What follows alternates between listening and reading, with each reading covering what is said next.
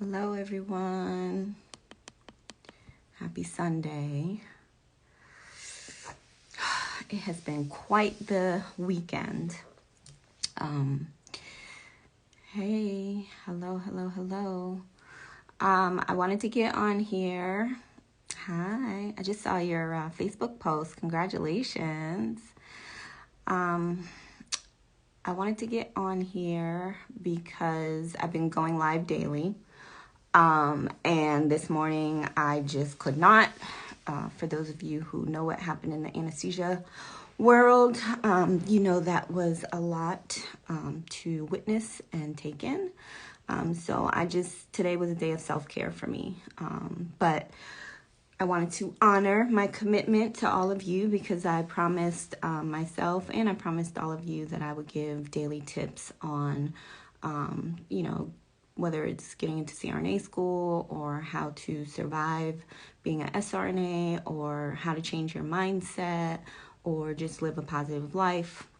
I'm getting on here daily. So I am on here right now to talk about how did I pay for CRNA school. That was a question that was put into my question box yesterday when I put up my questions in my story.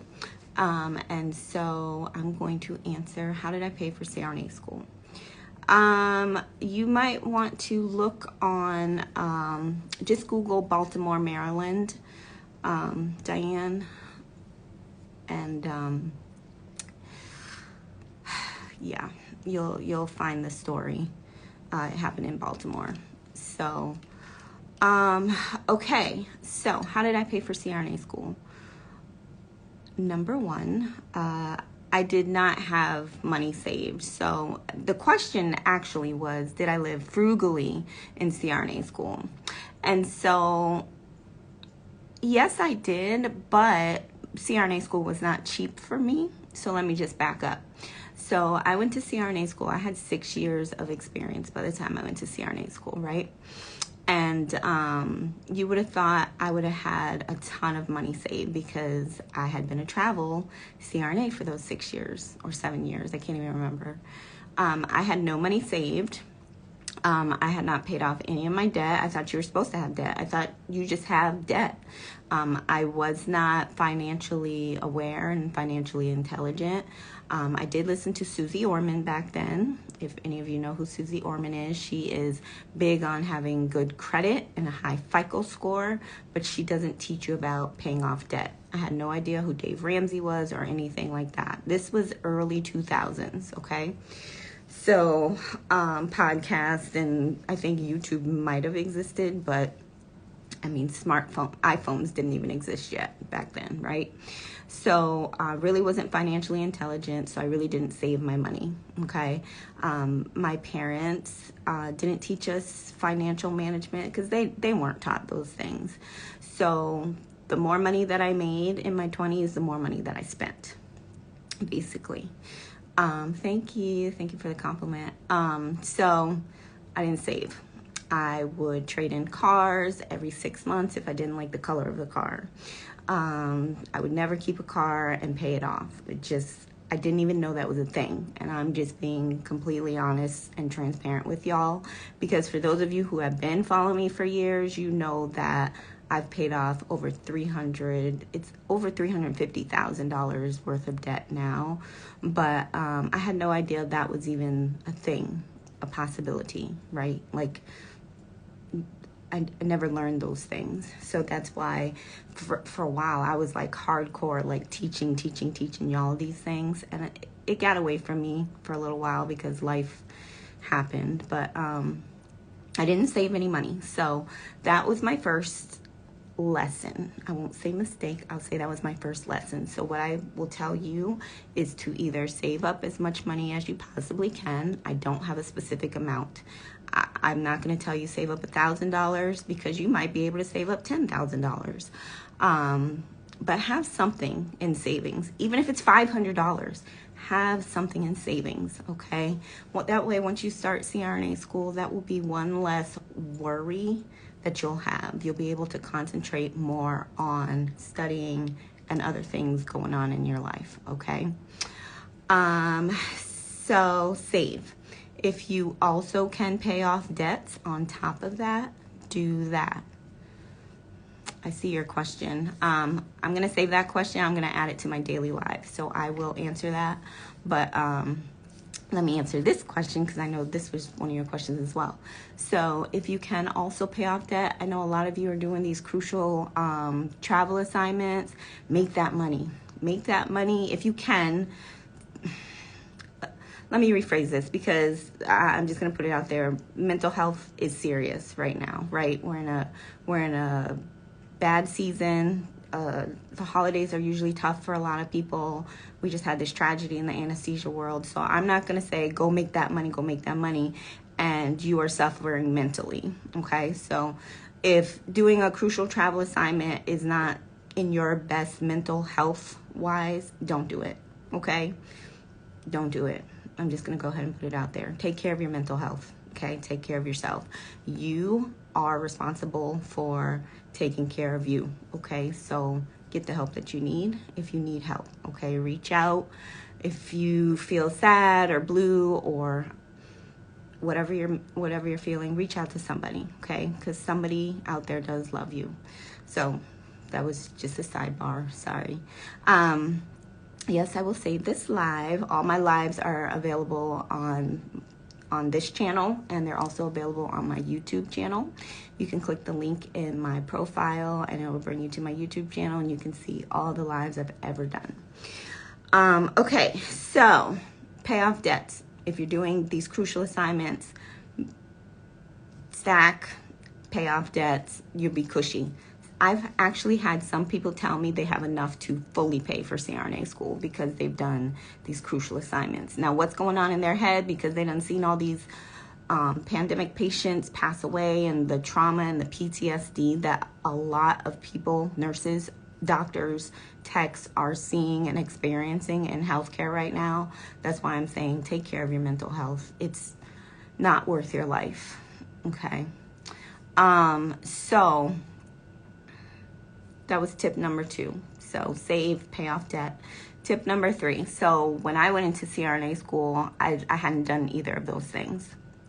So I went in and I took out the maximum amount of loans. Give me the loans. That's how people pay for school, right? Give them to me. I didn't know any better. I didn't know you could cash flow school.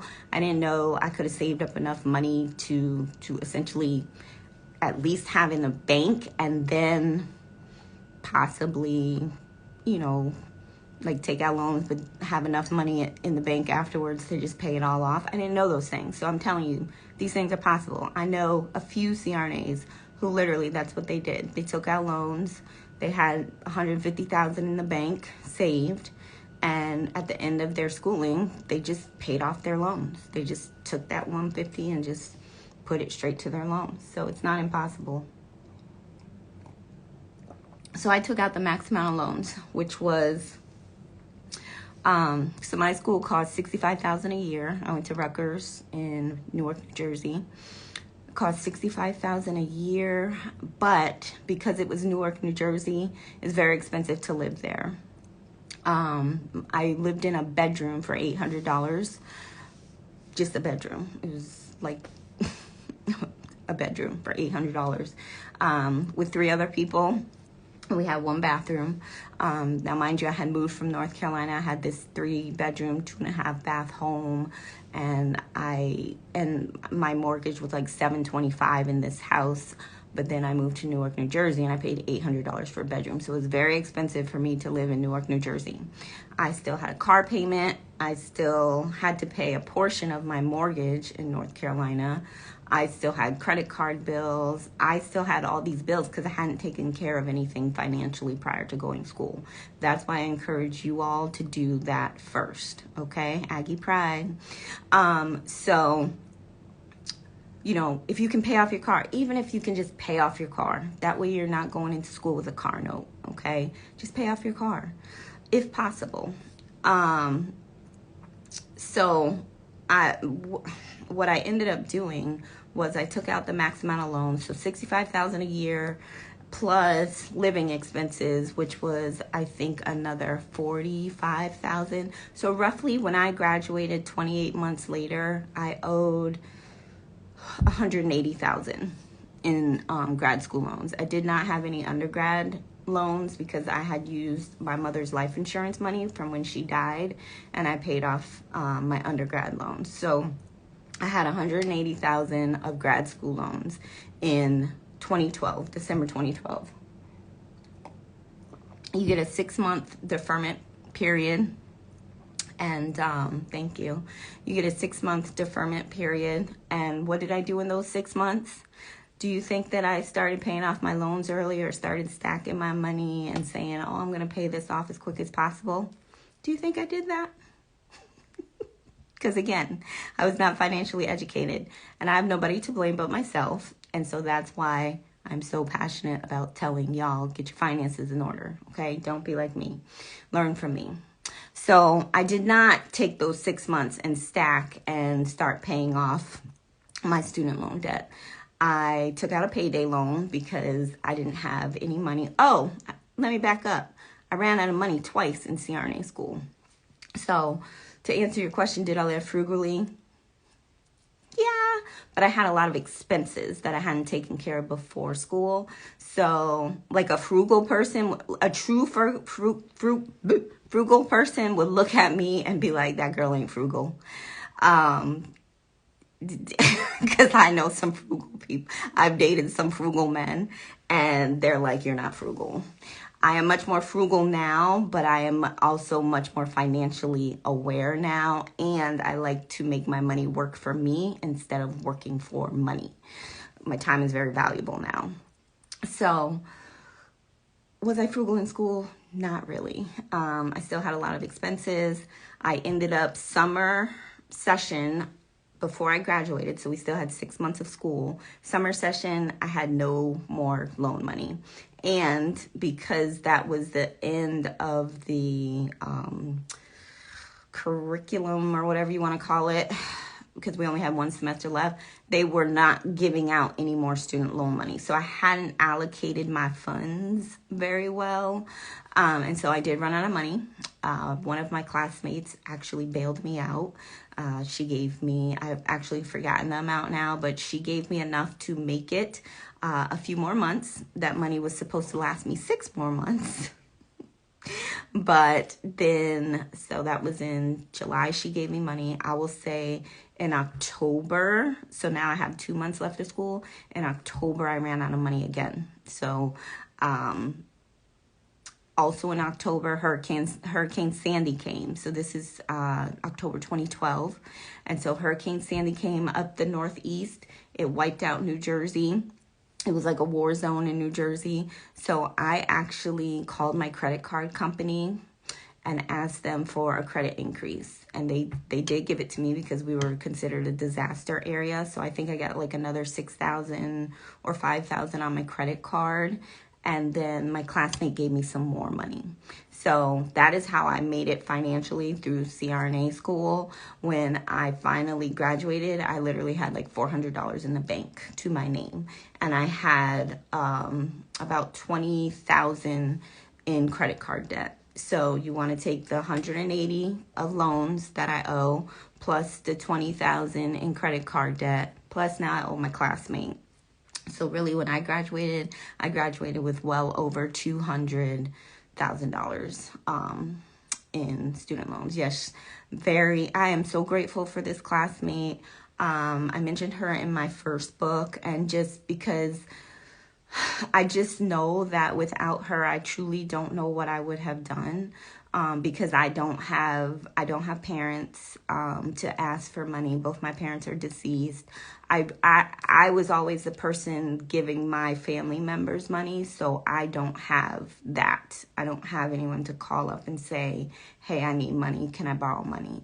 So my classmate coming to my aid, really saved me. Like I'm getting kind of choked up about it because I still tell her to this day, I'm like, if it weren't for you, like I would not be here. I wouldn't be here sharing my story and helping those of you that I've helped. So I'm very grateful for her.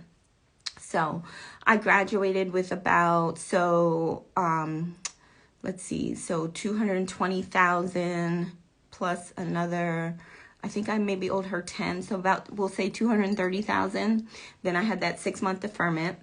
Now, during those 6 months, I did pay her back. My first couple of paychecks, I didn't have a home. I moved in with my niece. I was living in my 5-year-old niece's bedroom, like sleeping in her bed as a CRNA. Okay, so my first couple of paychecks went straight to my classmate. And then I decided to apply for my doctorate and go back and get my DNP and take out some more loans. So I did that. I took out more loans, and I was like, oh, that means I can put my MSN loans off even longer. So all that interest was just accruing on top of that 200,000, right? So I did 2 semesters of my DNP, and then decided, what am I going to use my DNP for? I don't really need this. Plus, now I've met this guy, and we're going to get married. So, and I've got this great new career. So I just started focusing on those things, dropped out of my DNP. So again, I just put those loans off. Nobody pays for their loans, right? Hey, nobody pays off their student loans, right? I didn't know. Again, financially ignorant. So, so that was all of 2013. My loans were in deferment. And then in 2014, I went and I bought this beautiful BMW right off the showroom floor. It was gorgeous. Just amazing. I leased it. The payment was well over $700, $700 or $800 a month leased. But that car was beautiful. And still didn't pay off my student loans. So that is why I'm so passionate about y'all paying off these debts. CRNAs are making bank. Not as good as these crucial nurse assignments, but yeah, you can pay off those student loans. I technically should have been done. If I had gotten on a financial plan using the Dave Ramsey baby steps, I would have been done within 2 years, debt-free, done. And then I could have went and bought any BMW that I wanted to. That was not my story. I deferred until finally in 2016, my husband at the time, we're not married anymore, but my husband at the time and we started the Dave Ramsey plan. And within 10 weeks, we had paid off $32,000 worth of debt. And then within a year, we had paid like well over $100,000 worth of debt. And then we got divorced. And so in 2018 is when I started back on my track of paying off the rest of my debt. So the only debt that I now currently have left is right at about $50,000 of student loan debt. I've paid off over $350,000 worth of my own debts. That includes selling a house. That includes a few cars. And now I drive like an old beater. This is the first time I've driven an old beater. So, but it's worth the sacrifice, right?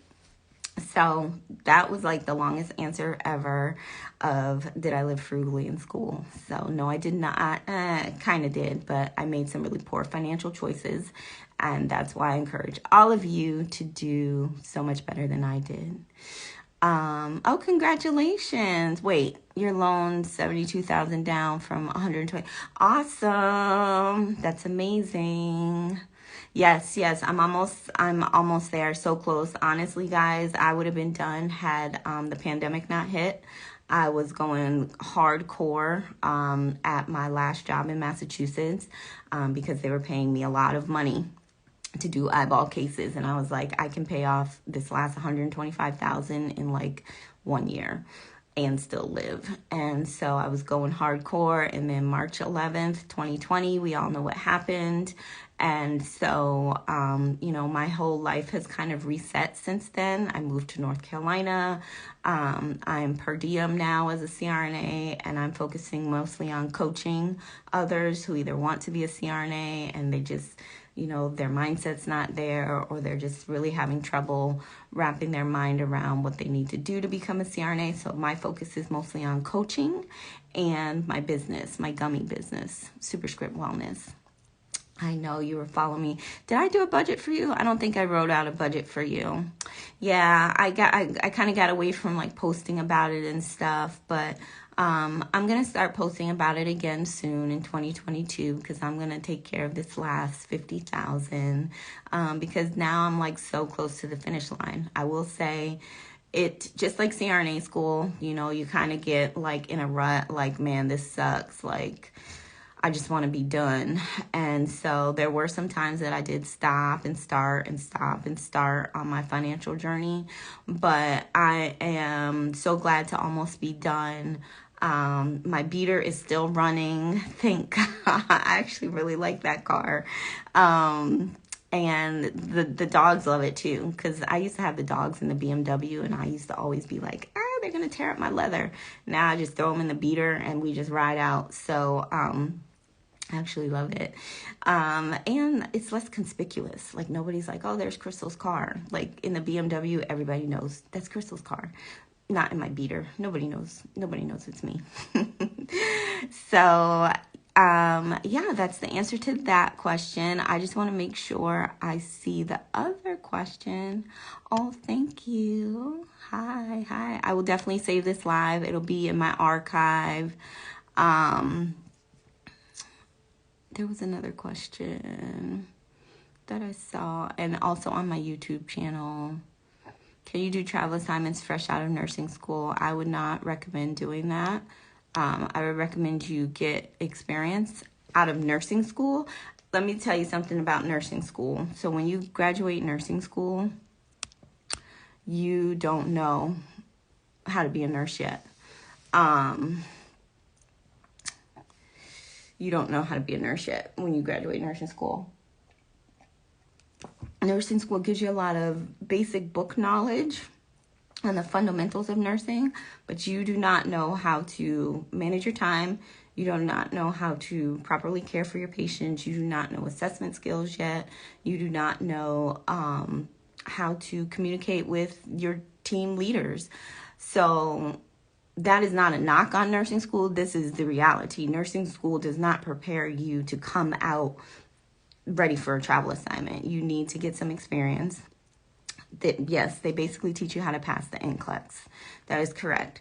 You need to learn how to be a nurse, whether that's an ICU nurse, whether that's a pediatric nurse, cardiac nurse, OB nurse, med-surg nurse, whatever nurse you want to be. You need to learn how to do those skills first. You need to learn how to prioritize your 12-hour shift when you come in. Okay, so if I say, let me just I was only supposed to answer one question, but let me just give you an example, right? So here you are, a brand new nurse, right? You just passed your NCLEX, and you say, well, I'm going to take a travel assignment. I'm going to go do one of these crucial travel assignments, which, I don't know, maybe they would let you, I don't know, because of the shortage, but you don't want to get your license and then lose it within 30 days because you've made a mistake, okay? So here you are, you show up to your crucial assignment, right? And they say, okay, here's a computer. Here's a computer. You have beds 1, 5, 7, 12, and 9. And here's the keys to the cart. Have a good night. What you gonna do? What is the first thing you need to do as a brand new nurse with that assignment that you just got? We'll say it's on a med surg floor because I just gave you 5 patients. What's the first thing you need to do on your shift? Do you even know? That's why I'm saying you need to know how it even works. You don't know how it even works. Okay, so I would not suggest you do that as a brand new nurse, even if you get 6 months. Go somewhere, get 6 months of experience. If you really want to travel that bad, get 6 months of good experience. Learn how to be a nurse first. Okay, you do not want to go saying, oh, I'm gonna make all this money, and you don't know A, B, C, D, E, F, G. You don't know where nothing is. The hardest thing about being a traveler, I had almost 2 years of ICU experience before I started being a traveler. Some of the hardest things about being a traveler are you do not get an orientation. If you do, maybe it's like a shift or two, but you already know how to be a nurse, okay? You already have your ACLS and your BLS. Some may even have PALS.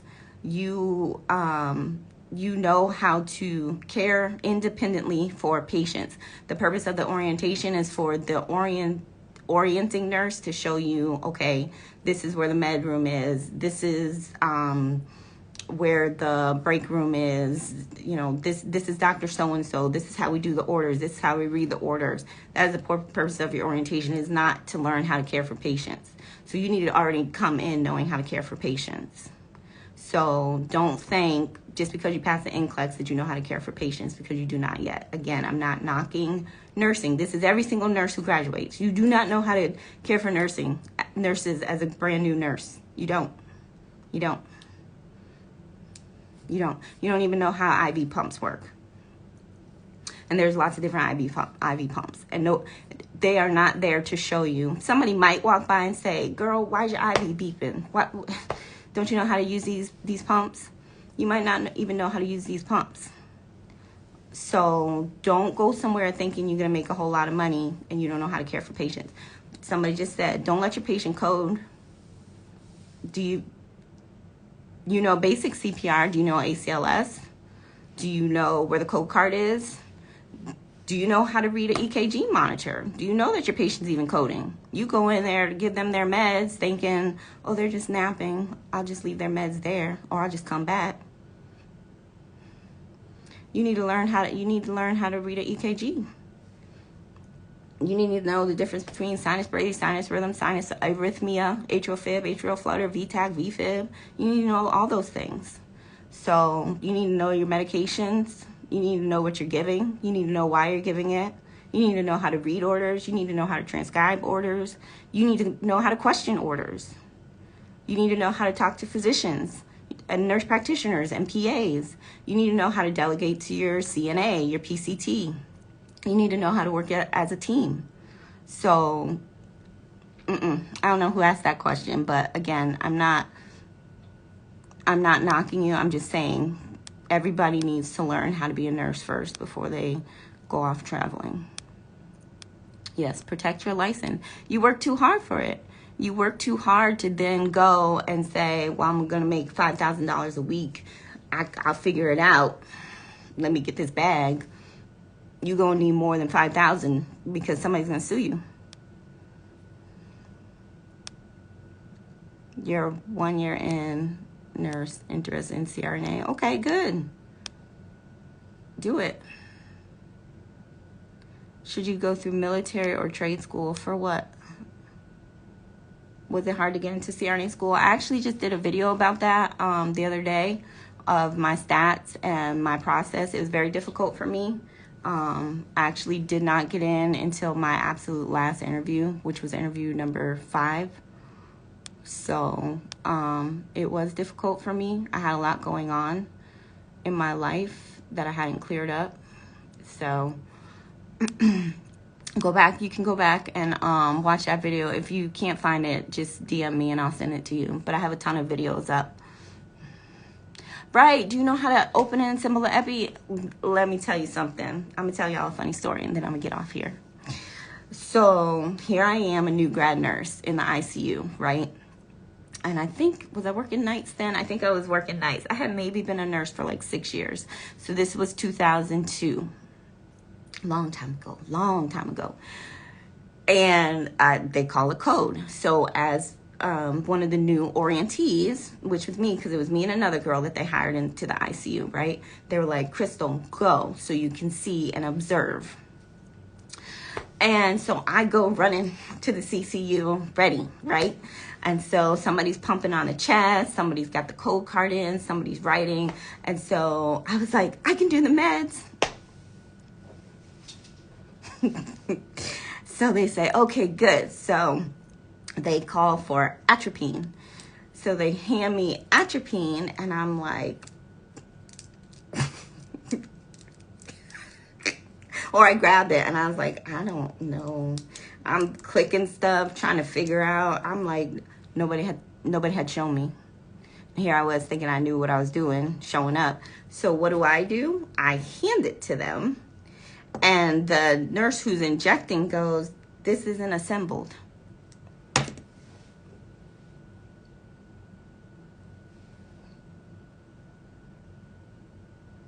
Embarrassing.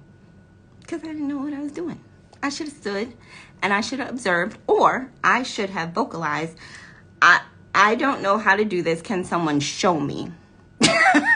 Right.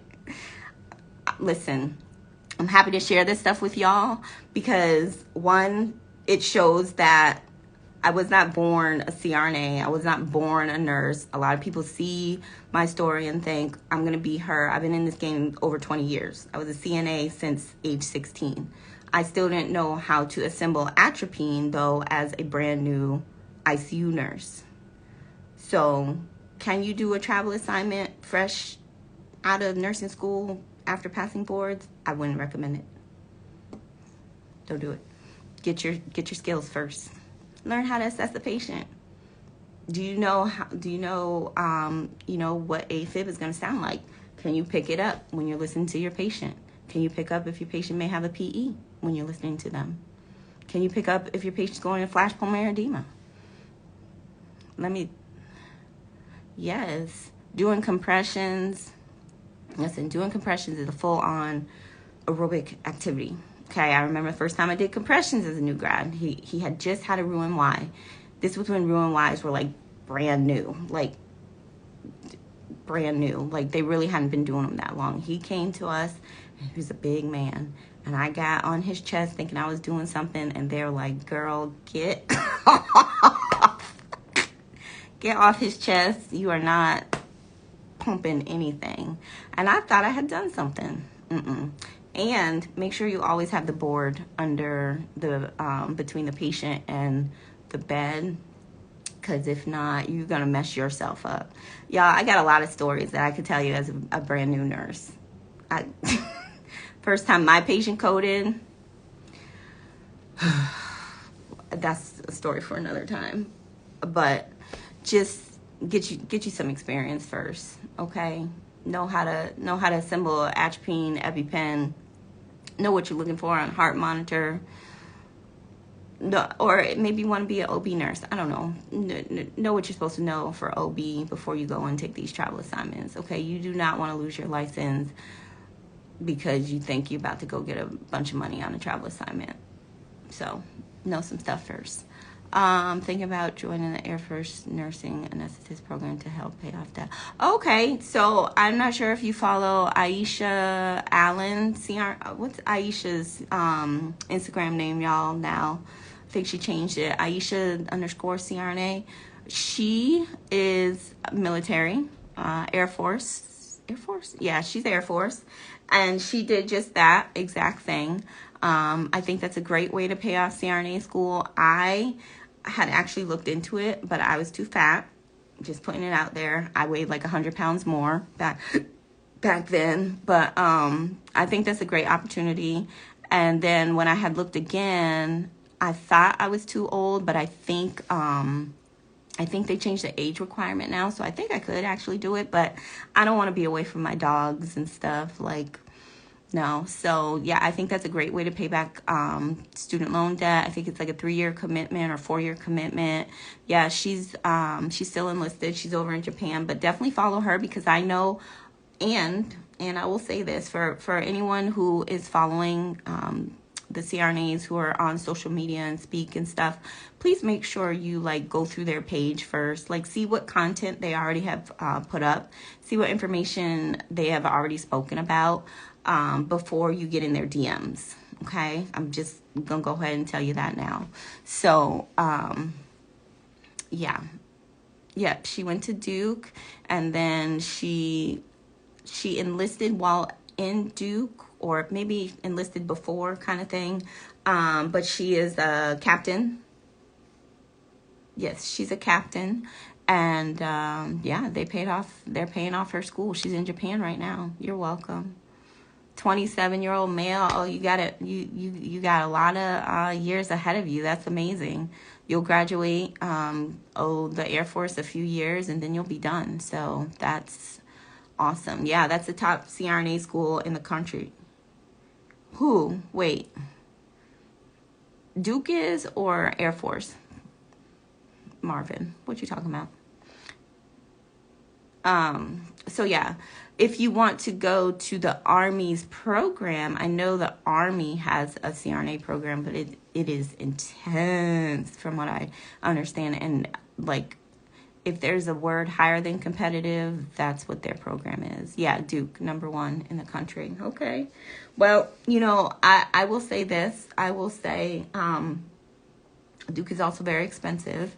But apply where you can get in. Apply where one would want to live for 3 years. And, look at the cost. There are some schools that cost less and that you may get just as good, if not better, of an education.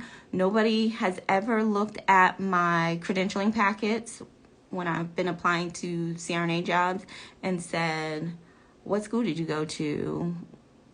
Oh, that school is number blah, blah, blah. Nobody has ever done that. You, of course, want to make sure that your school is accredited and, has good matriculation rates. Like, I'm not telling you to go to just to wherever, which I don't really think any of the schools are whatever, but make sure that it's a good fit for you. This is something that I tell my coaching students when I coach with them. Make sure that not only are you a good fit for the school, but that the school is a good fit for you. Okay, just because the school is 10 minutes down the road and that's where you've always wanted to go, you could show up on their interview and be like, I hated their personalities. Like, I would not want to be there for 3 years. Or they didn't seem like they have their students' backs. Maybe that school is not for you. You might have to uproot and move. You might have to move. I moved 500 miles away to go to school. I didn't get accepted into any of the schools that were right down the street from me. So, thank you. God bless you too. Happy holidays. I am on here way longer than I intended to, but I'm glad that I was able to drop some gems for y'all. I will definitely save this, and I will, like I said, I'll repost it on Instagram. This is Instagram, YouTube. It's been a very long day, y'all. These past 24 hours have been very, very rough. But if y'all have any other questions, you can drop them in my DMs and ask me, and I'll get on here each day like I've been doing and answer them, and I save them. So make sure you go through my content, share it with a friend, subscribe. I have to say subscribe because I'm put this on YouTube. But I hope y'all have a fantastic day, night, weekend. I am going to get ready for bed and watch a movie. Hey, girl. I get to see you soon. I'm so excited. All right. So I hope y'all have a great rest of your evening. And again, drop those questions in my inbox and I'll answer them. See you later. Bye. Oh, thank you. Lord, I can't even shut the live off. Y'all, I need to go to bed.